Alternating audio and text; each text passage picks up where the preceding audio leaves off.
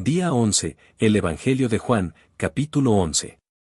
El hombre que salió caminando de la tumba.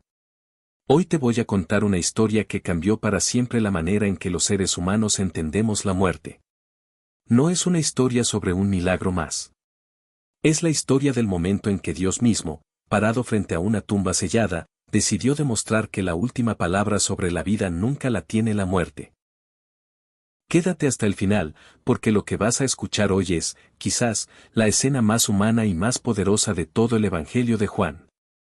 Había un hombre llamado Lázaro, que vivía en un pueblo pequeño llamado Betania, muy cerca de Jerusalén.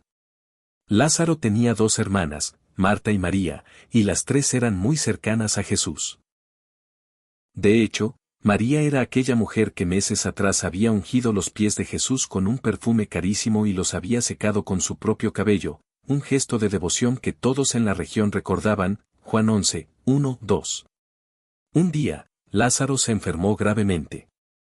Sus hermanas, angustiadas, mandaron un mensaje urgente a Jesús. No le pidieron que viniera de inmediato ni le dieron órdenes, simplemente le dijeron algo profundamente sencillo: Señor, el que amas está enfermo. No necesitaban decir más. Sabían que con nombrar el amor de Jesús por Lázaro, bastaba para que él entendiera la gravedad del momento. Juan 11:3. Pero la respuesta de Jesús desconcertó a todos los que estaban presentes. Dijo que esa enfermedad no terminaría en muerte, sino que sería usada para revelar la gloria de Dios, y que a través de ella el Hijo de Dios sería glorificado.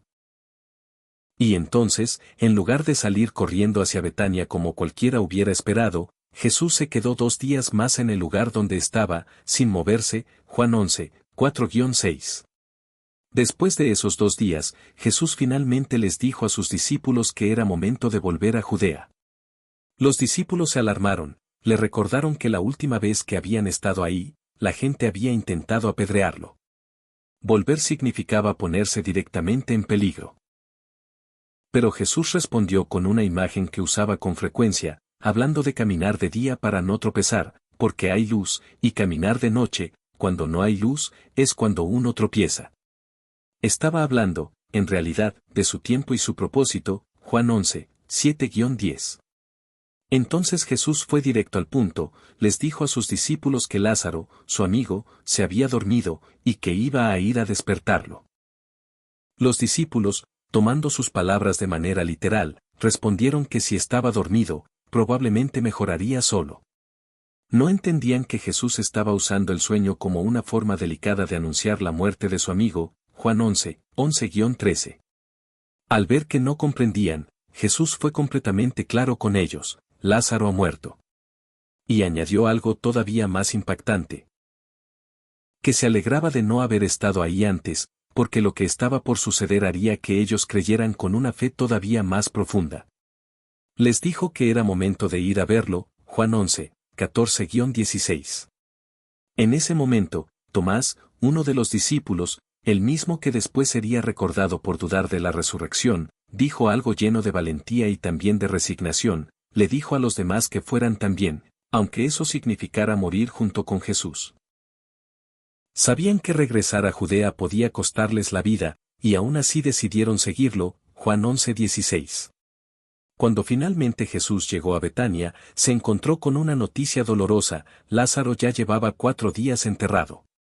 Betania estaba muy cerca de Jerusalén, apenas a unos 3 kilómetros, así que muchos judíos habían llegado desde la ciudad para acompañar a Marta y María en su duelo, como era la costumbre de la época. Juan 11, 17-19. En cuanto Marta escuchó que Jesús se acercaba, salió corriendo a su encuentro, mientras María se quedó en la casa, sumida en el dolor. Y ahí, frente a Jesús, Marta dijo una de las frases más honestas y más humanas de todo el Evangelio: Señor, si hubieras estado aquí, mi hermano no habría muerto. No era un reclamo cruel, sino el grito de un corazón roto que aún así seguía confiando. Juan 11, 20-22. Jesús le respondió con una promesa: tu hermano resucitará. Marta, pensando que hablaba de la resurrección final, de aquella que todos esperaban al final de los tiempos, respondió que sí, que sabía que resucitaría en el último día.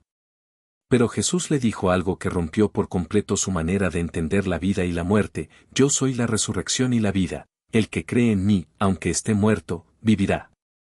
Y le preguntó directamente si creía eso. Marta respondió con una de las confesiones de fe más fuertes de toda la Biblia. Le dijo que sí creía que él era el Cristo, el Hijo de Dios, el que había venido al mundo, Juan 11, 23-27. Después de esa conversación, Marta fue a buscar a su hermana María en privado y le dijo que el maestro estaba ahí y preguntaba por ella. María se levantó de inmediato y salió a su encuentro, Juan 11, 28-30. Los judíos que estaban en la casa consolando a María, al verla levantarse tan rápido, pensaron que iba a la tumba a llorar ahí, así que la siguieron. No sabían que en realidad iba directo hacia Jesús, Juan 11:31. Cuando María finalmente llegó a donde estaba Jesús, se dejó caer a sus pies y le dijo exactamente lo mismo que había dicho su hermana: Señor, si hubieras estado aquí, mi hermano no habría muerto.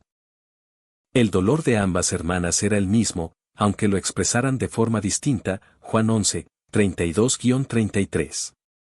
Y entonces sucede algo que sorprende a cualquiera que lea este pasaje por primera vez: Jesús, al ver llorar a María y a los judíos que la acompañaban, se conmovió profundamente en su espíritu y se turbó. Preguntó dónde habían puesto a Lázaro, y le respondieron que fuera a ver. Y ahí está el versículo más corto de toda la Biblia, pero uno de los más profundos: Jesús lloró, Juan 11, 34-35. Al verlo llorar, algunos de los judíos comentaron entre ellos cuánto lo había amado a Lázaro. Pero otros, con un tono más escéptico, se preguntaron por qué, si él había sanado a un ciego de nacimiento, no había hecho algo para evitar que su amigo muriera, Juan 11, 36-37. Jesús, conmovido nuevamente, se dirigió hacia la tumba. Era una cueva, y tenía una piedra grande cubriendo la entrada, tal como se acostumbraba a enterrar a los muertos en esa región. Jesús pidió que quitaran la piedra.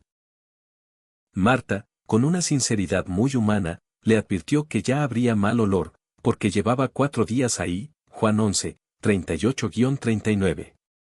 Jesús le respondió recordándole lo que ya le había dicho antes, que si creía, vería la gloria de Dios. Y con esa promesa todavía resonando, quitaron la piedra, Juan 11:40. Entonces Jesús levantó la mirada al cielo y oró, no para pedir algo, sino para agradecer al Padre por haberlo escuchado siempre, dejando claro que hablaba en voz alta por causa de la gente que estaba ahí presente, para que creyeran que el Padre lo había enviado. Y después de esa oración, gritó con voz fuerte: Lázaro, ven fuera.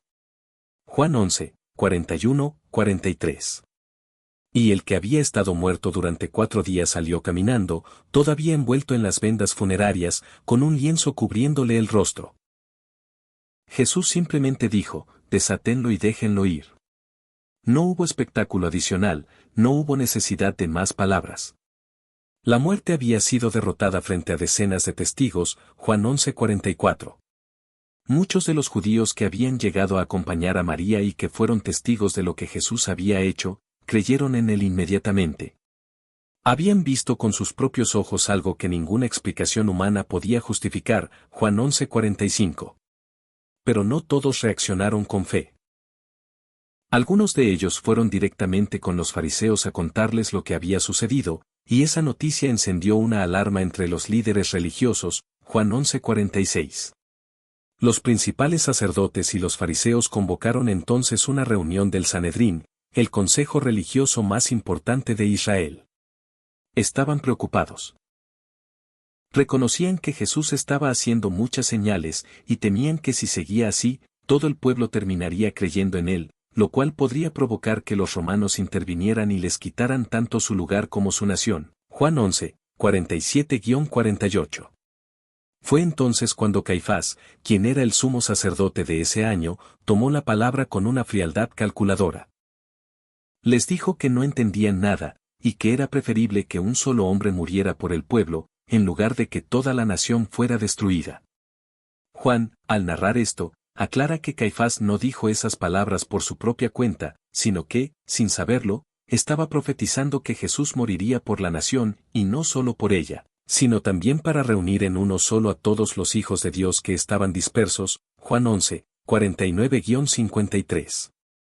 A partir de ese día, decidieron que debían matarlo. Por esa razón, Jesús ya no andaba abiertamente entre los judíos, sino que se retiró a una región cercana al desierto, a un pueblo llamado Efraín, y ahí permaneció con sus discípulos, alejado del peligro inminente. Juan 11:54. Mientras tanto, se acercaba la Pascua de los judíos, y muchas personas de las distintas regiones subían a Jerusalén antes de la fiesta para purificarse según la costumbre. La gente buscaba a Jesús entre la multitud del templo, preguntándose entre ellos si acaso vendría o no a la fiesta. Juan 11, 55-56.